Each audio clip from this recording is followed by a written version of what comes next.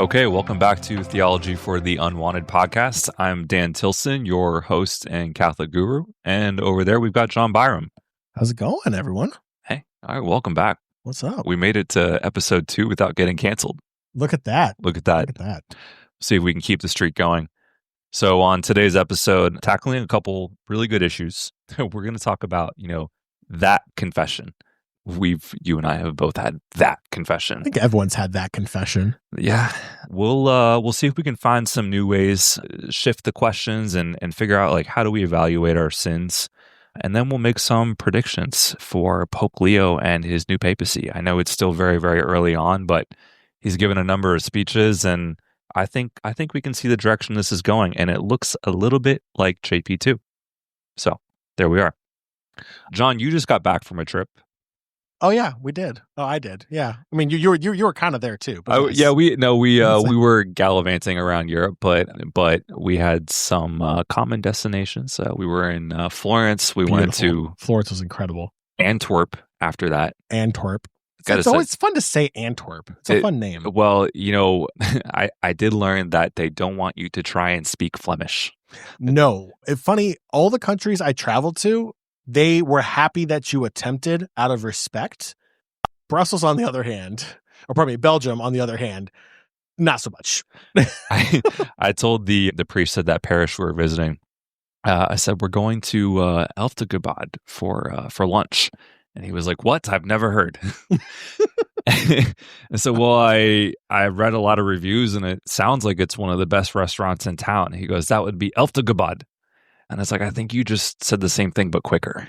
It's all about pace sometimes. You speak too slow, you listen too slow. That's just, it's the common thing they tell us Americans. Yeah, well, I am American. And you told me a little bit about your American story in Germany, right?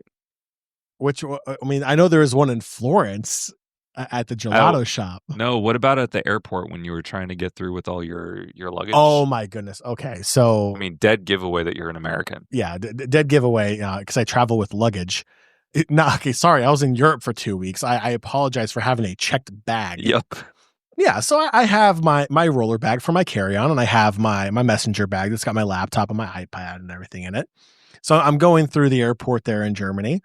And something we don't commonly see here in the U.S. is you have someone that is monitoring your carry-on luggage, and you have to scan your boarding pass to get through these gates to get through security. Now we have that in the U.S. also. They check for your boarding pass, but that's all they're checking for is your boarding pass, not for, is your carry-on oversized? That's something they do at the gate if there's an issue with overweight on the plane, whatever. So this sweet little German lady comes up to me. And she puts her arm out, directing me to this scale. And she's like, please, please, please. And I go, please what? Great accent. And she goes, please put your bag to see if it fits. And I was like, I know it fits.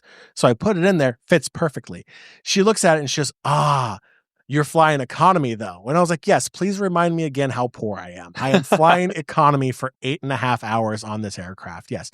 She goes, you're only allowed 8 kilograms for your carry-on. You're at 10. And I was like, obviously this was an international travesty. So I took it out and I put my messenger bag in, which was 5 kilos under. I got to be honest with you. No idea what 8 kilos looks like. Again, yeah. My bag, let me put it this way. The bag was not busting at the seams. No. It was not with the extender on the bag to allow more room open. It was completely closed. You would never know. You just couldn't fit that last American flag into your bag. I'm pretty sure it was like one of those you've been here mugs. Yeah. But I pretty much said, I was like, look, I'll just transfer 2 of them, two of the kilograms over to my messenger bag. She goes, no, it's too late. So she ushers me over to customer service, and she walks away, and the guy behind the counter goes, in the best German American accent I have ever heard, he had this deep booming voice. He goes, you know why she targeted you? You have an American sized carry-on. And I was like, what does that even mean, an American sized carry-on? Well, again, in Europe, their carry-ons tend to be a little bit more petite, if you will. And he goes, either go outside and move the items over and then go back through. He goes, or he looks around, wait until she's harassing somebody else because she can't stop you once you scan your boarding pass.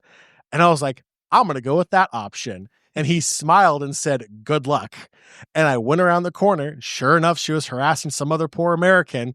So I scanned my boarding pass and I got through. I didn't even look back. I just went right through security and enjoyed myself 2.5 hours before my flight back to America. Well, welcome back home. Welcome back home to you too, sir. Thank you. It was a great trip. It was a fantastic trip.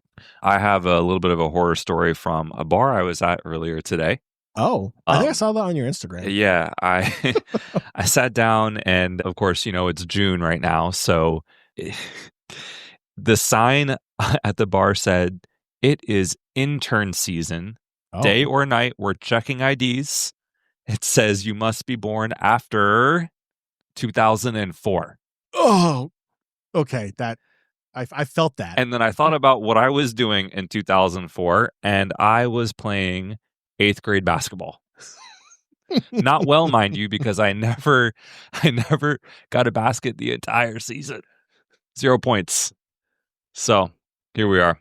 I think we've all been there before too, playing a sport and just kind of existing. Being bad at a sport and not always having the best confession. These are things that all Catholics have in common. Sometimes being bad at sports leads to going to confession. Oh, okay. Well, maybe we're going to bookmark that. And we're going to come back to that one later. So I saw something really alarming recently. Gallup poll actually had a new survey on loneliness. Yeah. Do you want to guess approximately how many Americans report chronic loneliness? Honestly, probably too many, especially in the digital age now. Give me millions. Give me a number. Well, what's our population at? Just under 400 million? No, I think it's like 320. Oh, yeah. Wow. Just over 300. I'd probably say 40 million? Okay. So for context, the bubonic plague, the Black Death, which was what really shaped a lot of our theological and charitable responses to the world in the Middle Ages, that only killed about 25 to 50 million. I don't know why I said only. That was pretty awful, but that's kind of like what set us on this Christian path of trying to understand suffering within theology in a way that we had really only touched on in earlier ages. That was 25 to 50 million. 52 million people, Gallup reports, suffer from chronic loneliness. And that is at any given time. And that's just looking at America, right? So as countries further steep into the digital age and as we move towards this AI revolution, that really is the next big thing that theology is going to have to tackle. I actually noted that the Pontifical Academy for Life, the chief pro-life office for the Vatican, they've started focusing a lot on artificial intelligence. And at first it seems weird. It's like, well, how do you connect that and the pro-life cause? But when you think about it, the way that this is changing how we interact with one another, it's a huge crisis. And that's partly why Pope Leo said that he took the name Leo, because the last Leo the 13th, was the one that took the church into the modern era of trying to tackle all of the issues of the Industrial Revolution. So there's that. Not to start the topic off on such a downer, but that is the theological landscape that we are living in. So today we want to talk about confession. We want to understand, what is it that brings people to confession? What is it actually for? How are we maybe misinterpreting it, and how to move forward? And confession, especially for Catholics that feel unwanted, whether that's because they're divorced and remarried, or gay, or maybe they just haven't had a good time at church growing up, confession tends to be the most difficult sacrament. I don't know if you know anyone that has told you that they are afraid of going to confession. Yeah, I mean, first off, just the idea from a human standpoint, the idea of having to verbally state things you did wrong, that has a mental toll on a person, right? And that's part of the the sacrament is you receive that forgiveness, you receive God's love and mercy through that sacrament, which is great, but you still have to go through the pain of verbally stating your sins to the priest. And even if you're behind a screen, it's still intimidating. It's still a very raw and emotional moment going through that. And for people that maybe struggle with certain addictions, and I'm not just talking like, you're addicted to drugs or something like that, but like addictions of the world, having to go to confession multiple times, knowing you're doing something wrong, it feels like you kind of beat yourself up, right? It's like, oh, I have to go back again because I was being too vain, or I was lusting after people, or whatever your vice may be. And it starts to weigh on you and it starts to wear you down. And you're just like, oh, I'm dreading going back again, because what if I get the same priest as I did the last 4 times? And that terrifies you a little bit, because you're like, oh, maybe he knows my voice and he's going to know who I am. And like, it's that little voice inside your own head that kind of beats you down a little bit. There's that good old trick of only going to confession when there's a visiting priest in town. Oh, that's a good one. Or going to like a basilica or a major cathedral where it's like you have like a religious order that is doing confessions for you. And it's like they rotate the 20 different priests in there like every week. So it's like you're never going to get the same priest unless you go back 6 weeks later or something. Yeah. Fun fact, I know you have a particular devotion to St. Francis and the Franciscan community. They are the ones that are assigned to do all the confessions in the Vatican. Okay, if we're gonna let that cat out of the bag here, I need to be blunt about the actual order of the Franciscans that do that. Sorry. It is the conventual Franciscans. That's right. One wears a black robe and the other wears a brown robe, and that's the only difference, right? Conventuals wear gray, which is actually the color of St. Francis's habit, believe it or not. Then you have your OFMs and your Capuchins, which wear brown because. And then you have your you have the Poor Clares as the second order. And then you have the third order religious, which essentially is everyone else, but specifically the order of Franciscan secular. Are you the only thing I got from that is you're trying to tell me that St. Francis didn't wear a brown robe? Correct. Every art museum I've ever been to begs to differ. Correct. Because brown apparently is a beautiful color to look at versus gray in paintings. Okay. Well, tying this back to confession and the Franciscans, that is actually one of the most beautiful parts about the Jubilee year is that, they're expecting over 30 million pilgrims to Rome this year. And it's awesome that we have a new pope who's bringing so much energy to the church. It's always wonderful whenever you have a new pope, but this one in particular is doing a fantastic job of communicating, especially to the English-speaking world. We've never really had one that can communicate with us in his native tongue. But there's something wonderful about all of the pilgrims from around the world walking through the same doors of mercy. And then, of course, you walk into this beautiful, the largest church in the world, and you're just awestruck.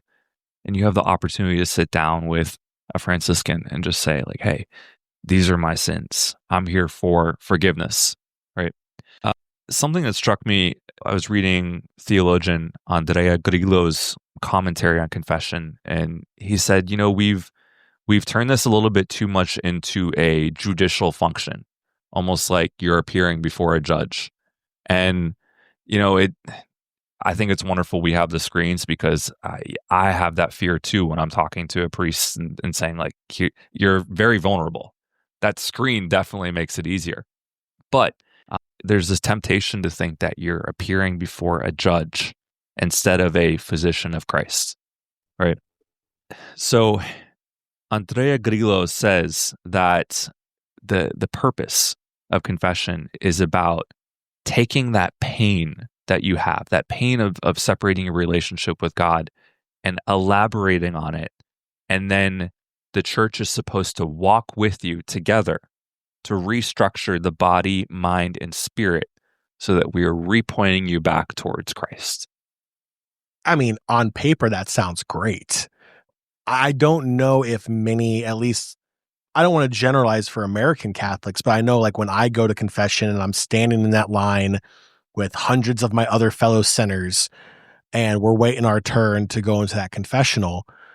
I don't know. There's something about it. I mean, I definitely get the judicial feel to it, right? It's like you feel like you're waiting your turn to go into the courtroom to plead that, yes, I'm pleading guilty. Please have lenience on me. Or as in my younger days, please only 5 Hail Marys. Like I have to get to work on time kind of thing, which again is an issue in itself. But yeah, I mean, I feel like that's actually a very straightforward way of saying, hey, look, the church is a community. And that goes to your point about the loneliness epidemic is, the church is a community in itself, right? If we're walking together with one another in community with the church, with Christ, we should all realize, yes, we're sinners and we're all working together, not just to better ourselves, but work together to better our community, to spread that love of Christ in our communities going forward, to show other people, hey, you too can come to confession. It may be scary, but hey, look at how, look at, what we're able to do through the grace of God through this sacrament. Exactly.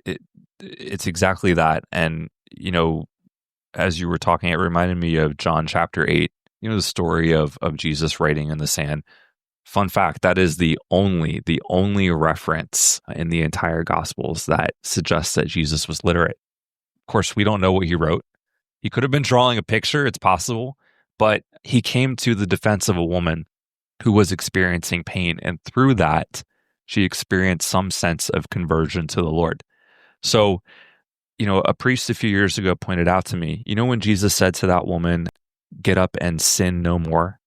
Yeah, a lot of people like to point that out when they're like, well, we can only forgive people and fully rehabilitate them into the church if they have, changed their ways. And I'm like, well, what's, why? I'm not saying you're wrong, but why? And folks love to point to this passage in John chapter 8 where he says, get up and sin no more. Okay. When you look at the Greek, at least as it's written in Greek, Jesus is actually using somewhat of an archery term. And when he says sin no more, he's kind of saying take better aim, right? So Jesus is telling her, not like flipping a light switch, like, today you had sinned and I'm flipping the switch and now you sin no more. No, he's saying practice, right? You gotta improve your aim. You want to be good at a sport, which as we all know, I am not. You got to practice, right? And that's precisely what Jesus is saying here. It's an accompaniment and an elaboration of the pain that we're experiencing. And that is precisely what confession is. So we can't look at it as a simple exchange of, I told you my sins and now you're announcing my forgiveness. That's incomplete. And then Andrea Grillo actually wrote these reflections during quarantine, 2020, half a decade ago. It feels like it. Yeah, it's been a long time, man. But he was saying how quarantine is a very practical way of understanding penance because, I mean, how many people do you know came out of COVID and they're like, I developed a new hobby, right? Everyone, right? As suddenly everyone was baking bread. I learned how to cook. Or making like homemade kombucha. Exactly. But a lot of people made serious changes in their lives. I mean, 2021 was the year of what do we call it? The Great Resignation, right? Like everyone quit their job and then did something new. That's what penance is. It's this restructuring of your life, and the church is accompanying you in that. Now, a quick but I guess gentle critique of seminary formation. They only have 6 years, right? That's a lot of time, and it's also like nothing. And I guess I should point out that Jesus's disciples and the initial bishops of the church, they didn't go to seminary. So 6 years is infinitely more than what they got. But for the sake of brevity, especially in the English-speaking world, we're teaching our priests how to identify sin, right? We're teaching them methods for identifying sin, and that's helpful. It's important, but it is totally incomplete and inadequate when the mission is to understand the pain and the lack of relation that someone has with God, or trying to understand how someone is only partially in relation with God, but maybe they're not fully there. It's complicated. It's usually not black and white. We can't just stop with identifying sin. we have to start training our priests to better accompany people in practicing archery and improving their aim. And, I have been encountering more priests over the past 5 or 6 years that are working on this. I think, especially since Amoris Laetitia, Pope Francis, and I think that was 2016, there's been a lot of strides in this direction, but we are not there yet. So to those priests, I want to say, like, thank you. You've changed a lot of lives. You've saved a lot of lives, because when someone's struggling with suicidal inclinations, when somebody is just feeling like they don't have any more human dignity, the reality is that a lot of people try to put their affairs in order before that ultimate act, and confession is one of them. And so priests really do have that ability to change the trajectory of someone's life. And that's kind of the hope. So let's get into the nitty gritty. Have you been to confession recently? I mean, last time was like before the trip, so it's been a few Okay, weeks. that's pretty good. It's been a few weeks. That's pretty good. No, confession is like, I really believe it's a truly transformational space. And for anyone that's listening to this podcast that feels like it's just, we're taking our dirty laundry to the laundromat and we're getting clean laundry and folding it. No, let's try and figure out some new questions here. But like, let's look at our experiences. So you're a convert. I am. Yeah. Breaking news. Breaking news. Look at that. I'm a cradle Catholic over here. I'm sorry. Just means I have more trauma. I've heard converts are better. I don't know if that's like a pride thing or not, but that's what I've been told by cradle Catholics. Okay, that is going to be episode 3. But no, like I think you told me once that you actually had a really good first confession. Don't tell me your sins, but well, I remember in RCIA when they told us we had to do our first confession, and I remember the examination of conscience they gave us, and I started writing bullet points down as far back as I could remember. You were identifying sin. I was. Okay. I was tallying up. I was like, okay, I've done this 8 times. I've done this 13 times. I've done this. And I was looking at it, and I remember started thinking to myself, I was like, there is no priest in their right mind that's going to listen to me say all of this. How many pages? I think it was 3.5. 3.5. Okay, I was going to say front and back. over 4. You're being a little scrupulous. Yeah, no, but I mean, this was also like in college, so I had a good chunk of life behind me. I had to make up for, But I remember I walked into the confessional, and I remember I even warned the priest that this was my first confession on my road to converting and being brought into the church this Easter. It was like a week prior to it. And he kind of chuckled and was like, yeah, let's have it. And I just started going. And he was super helpful. I remember he said things like, it's, taking this step in your formation on your journey home to the church, to God is a big thing. And this moment right here is going to be something you remember forever, because this is the moment where you can truly receive God's love and forgiveness in this sacrament. And he essentially said, I can't wait to see what you'll do for God once you're a full member of the church come this Easter Visual. And pretty much sent me on my way. And the I don't remember the penance exactly, but it was super nice. The words were very encouraging and made me feel very, very good. So yeah, that really gave me a positive outlook on confession going forward. And my friend group at that time was very adamant about going to confession at least once a week or once every other week. So that made me feel even more comfortable doing that as well. That's great. I mean, that's precisely it, is in your pain and in what it is that you've done, maybe even any shame that you feel. The church is supposed to take that and say, like, hey, we're walking with you. And we are trying to point you towards a relationship with God. And to know, I mean, especially since you had told that priest, like, you hadn't even fully converted yet, right? Like, he knows that you're on the way. And that is an important thing to highlight theologically for folks, is that it's never going to be like signing a legal document where like, you own this, piece of heaven. No, it's like we're all on the way. It's a journey, and it's always going to be incomplete while we're still here on this earth. Any bad experiences? Plenty. Plenty. Okay. I do remember one. It was a parish I used to go to a long time ago. I remember it was a very short line, but it was taking forever to get through. And I started, that little voice in your head starts to talk to you a little bit. Like either that voice goes, "Oh, the people in front of you just have a lot." Or it's like, "Oh, is this going to be the moment where, I'm going to get absolutely chastised in the confessional?" And unfortunately, in this case, it was the latter. And I remember I went in, and at that time, I think it was 2 weeks since my last confession, and I was going through everything, and I realized after I said like my second sin, he stopped me and started like drilling for details. Like, tell me the story that led you up to committing this sin. Mm-hmm. And he would get mad because I'm going to be honest with you, I couldn't tell you what I had for breakfast this morning, let alone what led me to do something from a week ago.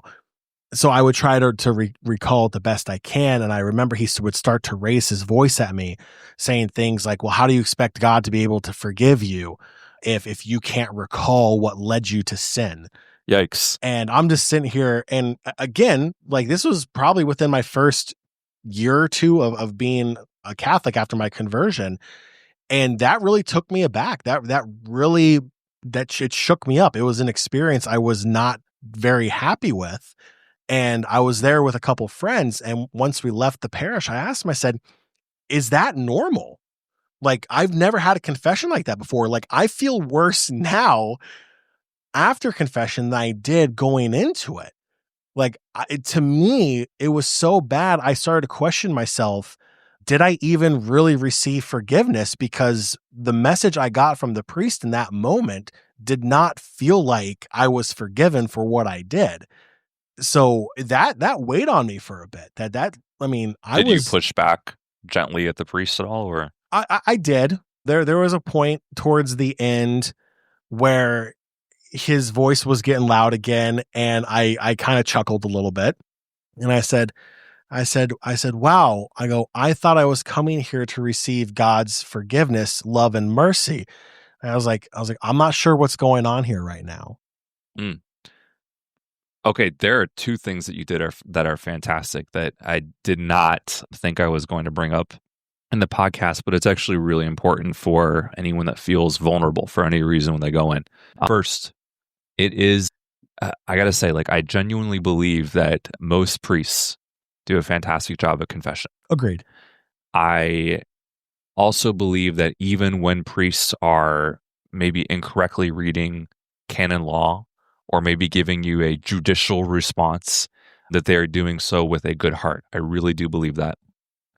There are, unfortunately, every now and then, because, I work with a lot of people that reach out, every now and then I hear about comments that are made in confession that perhaps were inappropriate and maybe needed to be raised to somebody else. So what I say to folks in that case is, if you're vulnerable and you're in one of these rare situations, and you're like, "Hey, this is going south," please gently remind the priest, "Hey, Father, I'm here for mercy," and see if maybe that course corrects, because all of us have bad days. I mean, like, even at the office the other day, I was like a little short fused with somebody. That was me today. Oh, it's okay. Yeah, I apologize later, but yeah, we all have those. Yeah, we all have that. And I think by and large, most of the time, confession is going to go well. And if you find a good confessor, stick with that confessor. Yes. There's no need to bounce around. However, if you have any concerns, you did the right thing by saying, like, "Hey, Father, I'm here for mercy," just to kind of like see if you could reset it. And then if you really did ask somebody after, "Is this normal?"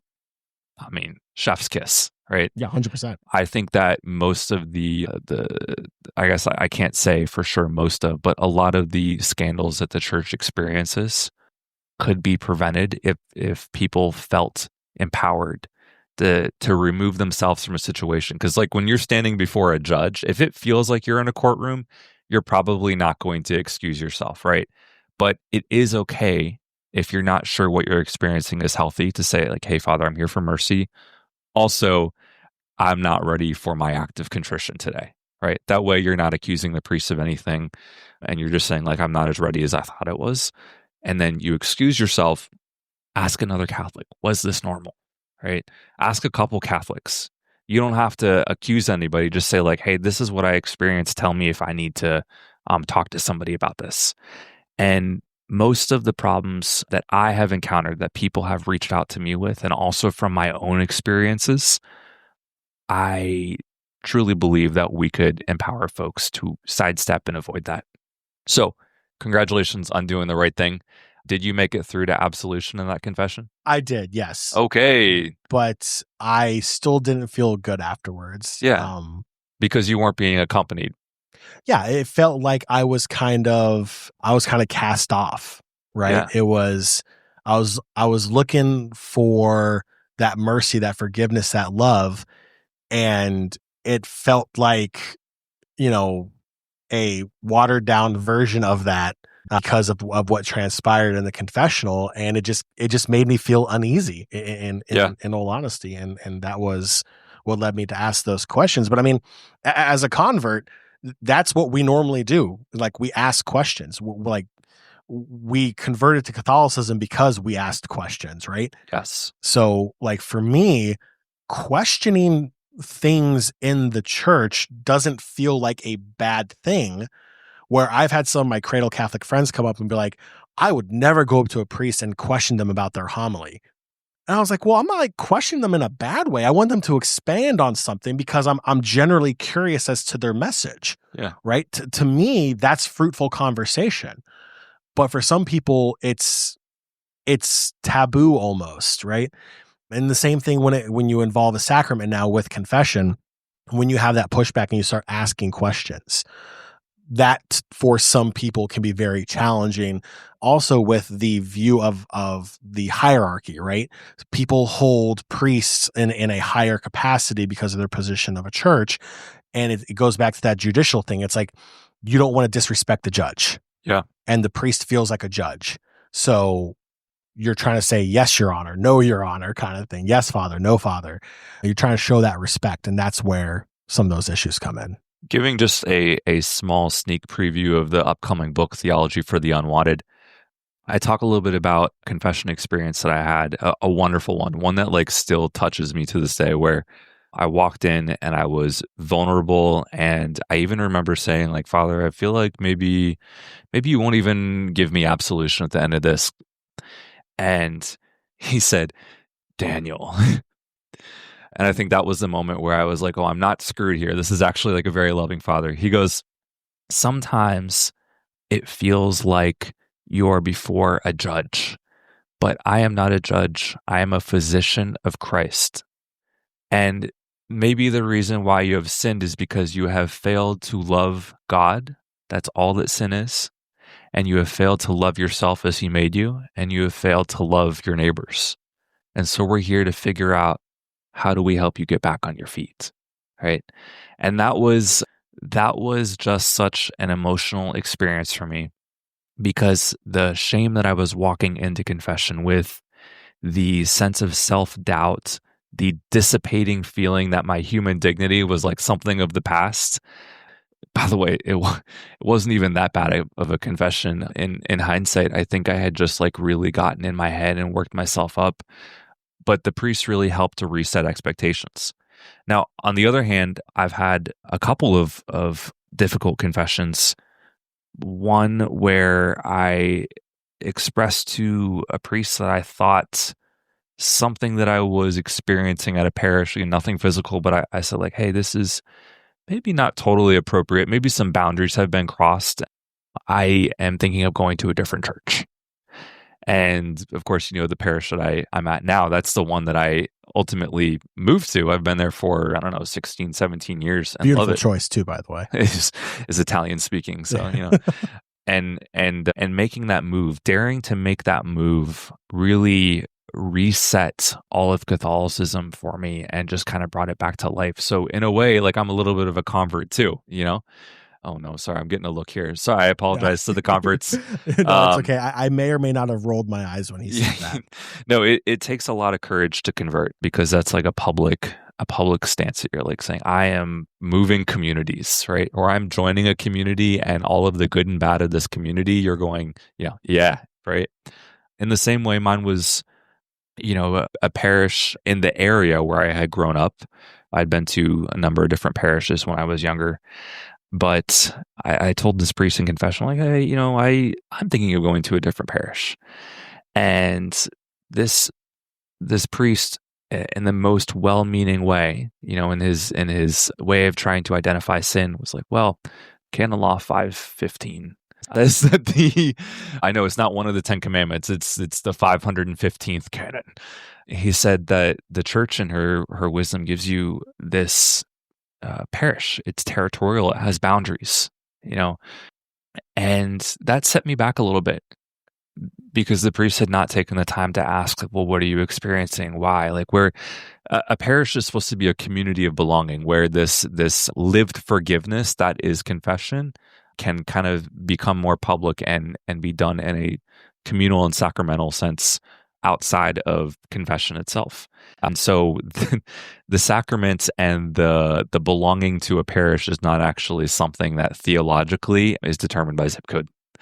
It's not. No, it turns out that Jesus Christ doesn't follow the USPS zip code, the 5 digits. Can you imagine if he did? I mean, I'm pretty sure Jerusalem would have 2 different zip codes and it'd throw everything up. It just would Yeah. not be a good thing.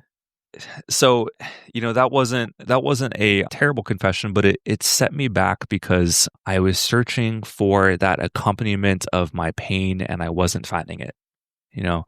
So all that to say that, like, everybody's going to have that confession and some are going to be more traumatic than others.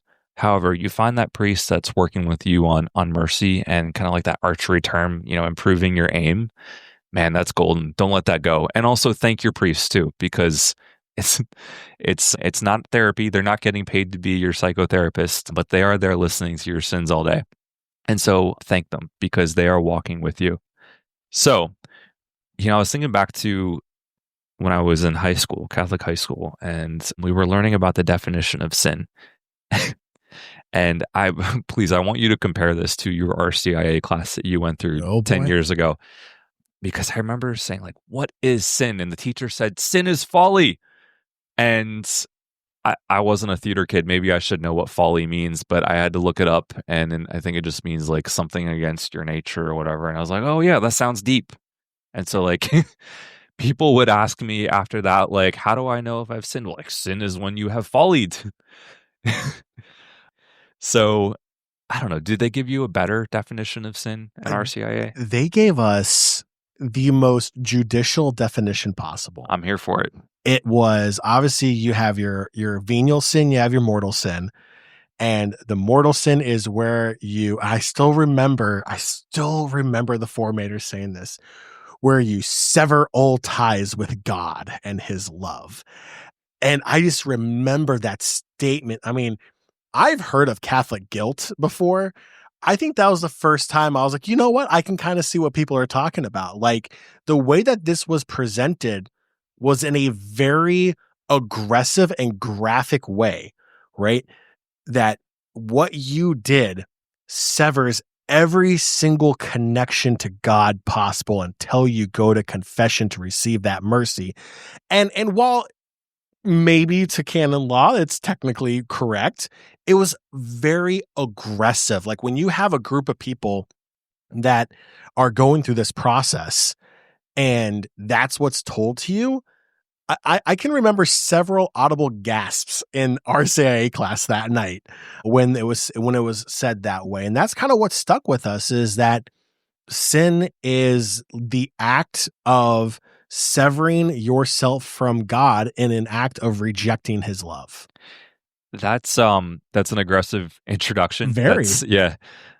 And I don't know, that to me, I feel like that's a difficult way to create a church of attraction. Now, there is a lot of theology behind that. Like, there's the the fundamental fractures that they in theology they talk about, your rupture with God, with yourself, with others in the world. But if that's how I'm presenting it at first, again, it sounds like that judicial experience. They're like, well, that was a class 5 felony in the Commonwealth of Virginia. Exactly, right? No, we need to start more basic, because there is a lot of really good theology behind what you just said. But I look to Father Fumagalli at the seminary in Milan, and also Father Jim Keenan, who's a professor at Boston College, who have written extensively on sin. They're moral theologians. And Fumagalli says sin is lovelessness. And in a similar way, I believe Father Jim Keenan says sin is a failure to bother to love, or failure to love. Same thing, right? Because God himself is love. We don't say God is loving, God is lovely. We say God is love, that existence. Period. Yeah, preach. And that is a much better starting point for any of us to try and understand, the archery term, like, how are we aiming towards love? Are we aiming towards harmony? Or are we aiming towards possession? Or we always like to talk about indulging our passions, right? I like to think of desires and passions, whether it is personal, it's hobby, it's sexual, whatever it is. Desires can lead us towards harmony, or they can lead us towards possessing someone else, possessing ourselves. Jealousy is really like a form of wanting to possess somebody. So I would start with just saying, like, sin is a failure to love. And where does that take the conversation from there? So sin is not a list of edicts that can be broken. Like, you can't say, well, in the 515th canon, you violated that. No. Canon law is super, super important. Let's make that distinction here. I think there are kind of like two pillars here. There's theology and there's canon law. And canon law really helps to protect the faithful.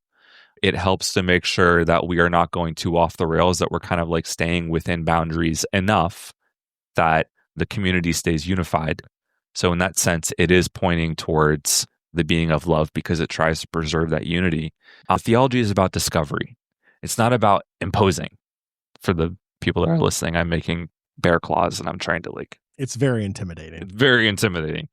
But it's about a lifting up. It's about discovering exactly precisely how God made us. So yeah, I think we have to recapture Aquinas. When we first tried to reintroduce his teachings to the modern world in the 19th century, it started to sound a little bit like a list of edicts. That is not at all what Aquinas was envisioning. In fact, he thought it was impossible to create such a comprehensive list of rules that it would be able to capture every possible scenario that the faithful were going through. He said God is too diverse, creation is too diverse. So Aquinas wants to help us in a very orderly way understand ourselves and our relationship to God. You talked about the venial versus mortal. Right? We're talking about that rupture with God. But Aquinas does a lot to help us understand, pointing towards that love. And yes, he would have 100% backed up your RCIA teacher who is talking about the mortal versus venial sin, because those are important distinctions that we're not going into in this episode. But I think he would have talked about, in the modern age at least, when we're addressing how isolation and loneliness leads to so much sin, he would probably talk about penance as a sort of living forgiveness, right? The priest gives you penance.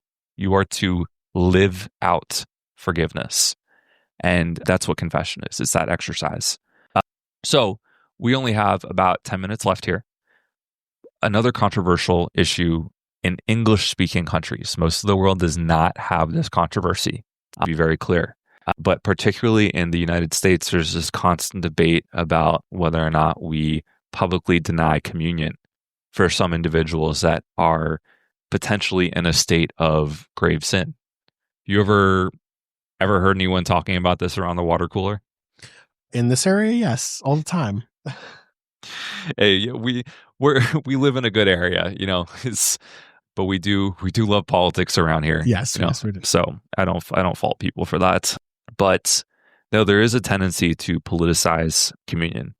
And of course, again, it's done with good intention, just like the priest that encouraged me to stay at a parish where I was uncomfortable and felt it was unhealthy. If we truly believe that the Eucharist is the risen Christ and that we're transformed to be more like Christ when we receive him, I don't know. I feel like we should have a fast lane for sinners. It's like, it's like, oh, you've really done messed up. Please go in front of me.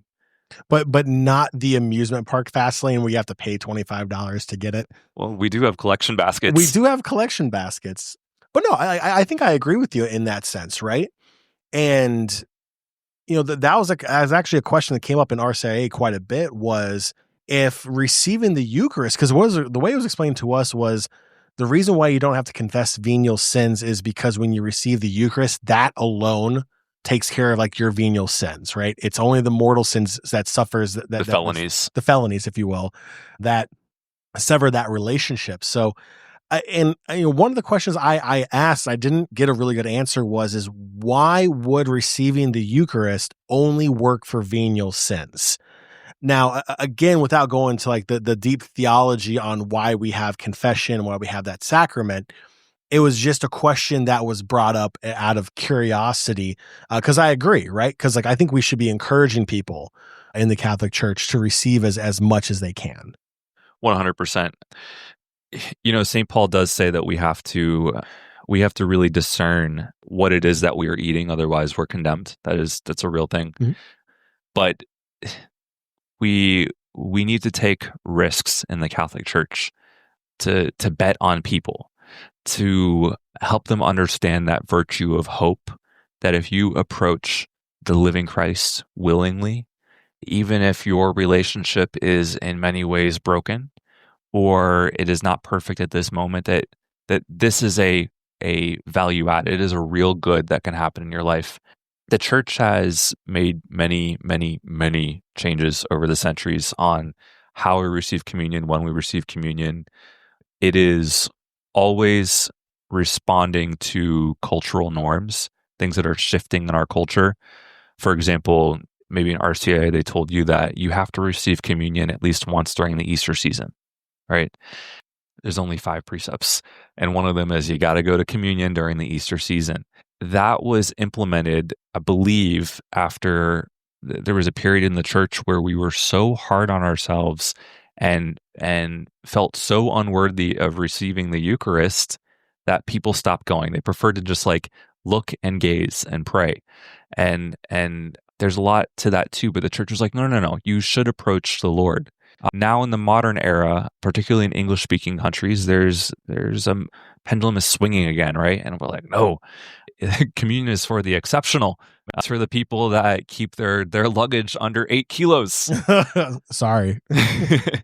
But there is another theologian in Italy, Migliorini, and he says, there is this tension between understanding the Eucharist as the culmination and manifestation of a life lived in love. But it's also a source of that, and it's our nourishment. And we really need to shift the question on this particular issue a little bit to the theology of mercy and Jesus's actions, but also his command. I mean, Jesus said, take and eat, drink from it, all of you. And so we have to be really careful about creating this exceptionalist approach, because if we are trying to be a community that lives forgiveness in the way that Aquinas taught, then we have to be willing to accompany and walk with folks who are suffering with difficult sins, sometimes even public sins, and we have to try and help them take better aim to the best of their ability. I do want to say that this is an issue that impacts a lot of people who feel unwanted in the church. I remember at one parish, there was a woman that would come in crying every Sunday for more than a year, and people would always like pat her on the back and check in with her. And she was like, I am divorced and remarried, and I'm very faithful to my current husband, but the church law says that I cannot receive. And I give her incredible props. Like her testament is like truly moving to me to this day, because she didn't want to violate the church's rules any further than she had. And she also felt stuck. because it is simply not practical, you know, 10 years into a marriage. And now you want to come back and really be in the fullness of Christ's mercy. It is not practical for the church to say, if you want to receive communion, you need to break apart the family. And of course, depending on where you are, I mean, dioceses give very widely different instructions to people who are divorced and remarried. But I think we need to carefully understand the words of Aquinas, who tells us that we cannot litigate all of the rules of Christ's mercy. There really is a little bit of an element of like, this woman needs to discern with the pastor if she's ready to receive communion. And she needs to take a hard look at her life to see if she is aiming towards Christ to the best of her ability. And if so, then maybe there's a situation where she should be first to receive communion because the risen Christ wants to embrace her and wants to transform her. But in her current situation, you know, we can't rip apart families or make family situations difficult in order to, as a prerequisite for that reconciliation. Yeah, no, I completely agree. And I think that's part of the reason why so many people get nervous when they go to confession, because they want to make sure they're given a full, clean act of contrition so they can go up and receive, because they have that pressure on them, right? And like you said, in some cases, working with a priest, talking through your life journey and where you are with your journey of faith also, I agree that there should be that fast pass, if you will, to the front of the pew to receive Christ in the Eucharist, because like you said, he wants to embrace you. He wants to be able to show you his love, his mercy. And I think that's one of the beautiful things with these sacraments, is that they're shown to us in multiple different ways. And I can't think of a better way of not just spiritually receiving that love from our God spiritually, but also physically in the Eucharist. It's a physical act, right? Of the believer receiving the Eucharist. And, you know, that alone is transformational, right? That act alone. So yeah, I agree. And I think that's something that should be expounded on within our own faith communities as well with that topic, because I feel like there's a lot of people that are missing out because of it. 100%. And, you know, I really encourage everyone to reach out and have a good conversation with your priest, to tell them your hopes and dreams of feeling embraced by the risen Christ, and also express that desire to your priest. Say like, hey, I want to know, how can I practice to aim better? All of us have changes to make in our lives, right? We do not want to create a church of the elite, or we do not want to create an exceptionalist communion, but we want to, each of us, every time we receive the Lord, say like, hey, radically open up my heart to you so that I can take better aim. Or as John chapter 8 translates that into English, sin no more. But it's more of a journey, it's a practice, and it's something that we all have to become better at, because none of us has the gold medal in this life. And that is an okay place to be. And Aquinas, he says that doctrine, it gives us these essential truths, it gives us this guidance, but it can't be a perfect script for every single human being, because God is beyond our comprehension, beyond our understanding, and there is a divine mercy that is just so large that we cannot fit it into our minds. So we have to be ready to accept it. We have to be ready to make changes to the best of our ability. And the church has recognized many times that like as Aquinas said, our rules are not always fully capable of recognizing your dignity or responding to the specific situation that you're in. I think normally they do. As a general resource, extremely good.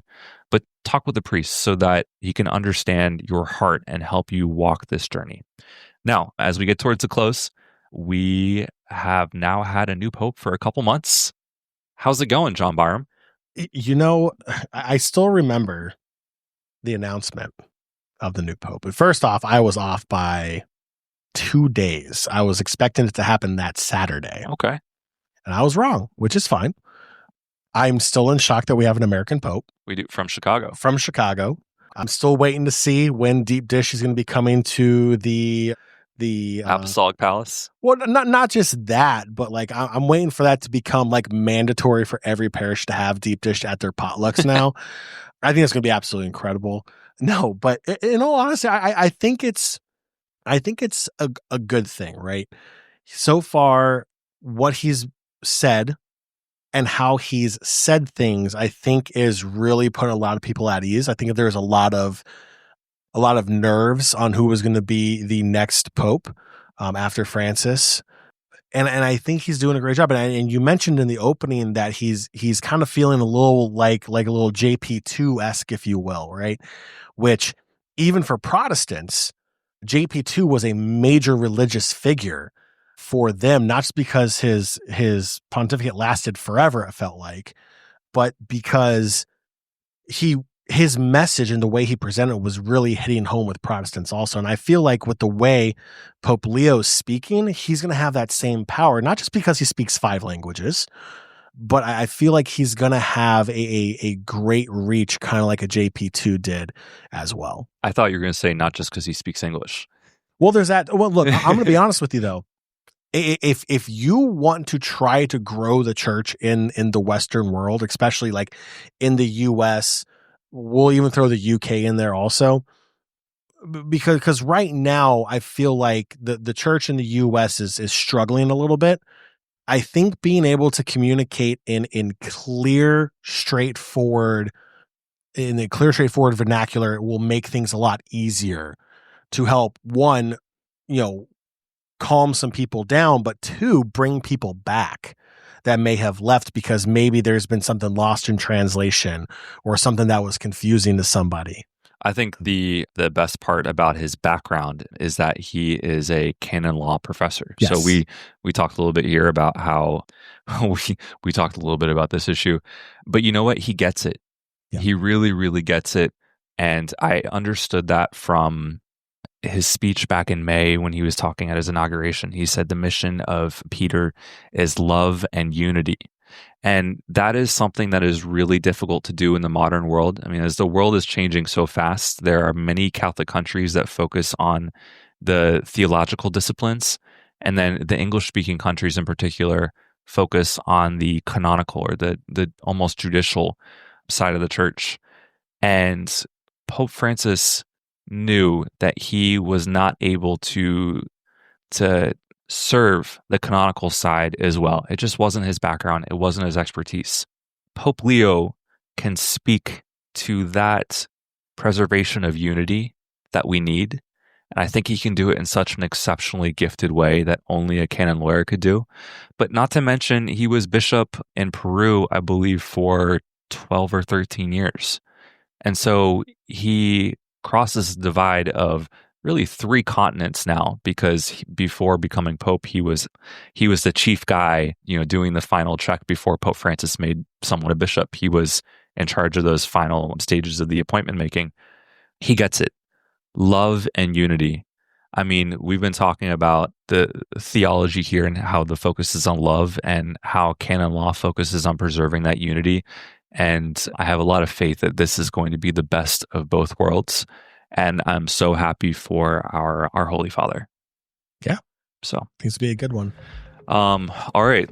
That will do it for episode 2. I got to say, I continue to receive messages from folks that want to reach out and share their stories about feeling unwanted in church.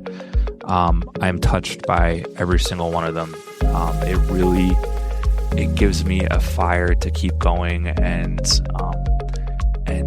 trying to find ways to accompany people in ways that I'd never imagined before, because the situations are just so unique every single time. But it gives fire to my prayer life, and I'm just so grateful for everyone that reaches out and shares. And what I want from this podcast is for everyone to have the courage to then turn to their friends and neighbors and say, hey, this is on my heart. Not just go to your priest, but go to your friends and say, this is on my heart. and I need you to accompany me this, and we're going to walk together towards the Lord. So that will do it for this episode of Theology for the Unwanted. See you next time.